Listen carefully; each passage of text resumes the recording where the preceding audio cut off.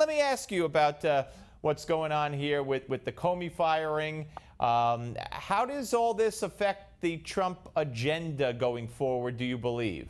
Yeah, that's really the key question for guys like me. And to be perfectly honest, right now, I don't see it having an impact on the Trump agenda, which is to say principally health care and tax reform. I just don't see it. They're separate tracks. This is a political story, but I mean, the Comey is a political story. The other is a economic fiscal growth story, and I sort of agree. I mean, I listened to Speaker Paul Ryan 2 nights ago on Fox, and he said, "Look, there's not going to be an impact because we can walk and chew gum at the same time."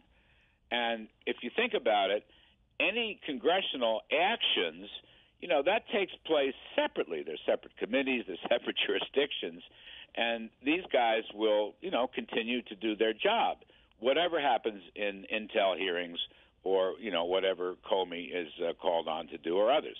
So I don't see it.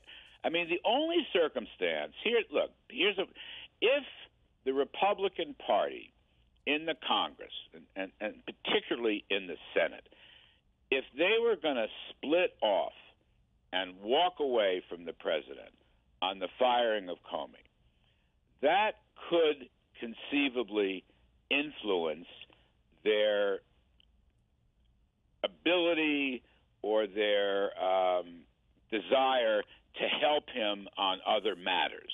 It could. I think that's a bit of a stretch, but it might bias them against him, all right, and say, well, we're sick of him, we're not going to help his program, blah, blah, blah, blah. But I'm not hearing that. I haven't heard a single Republican disagree with the firing. I have heard Republican senators ask questions about the timing of the firing, which is fair enough, okay. But I haven't heard them walk away from him, and I haven't seen any big GOP disruption or split here. So my conclusion is, no, there's not going to be an impact at all.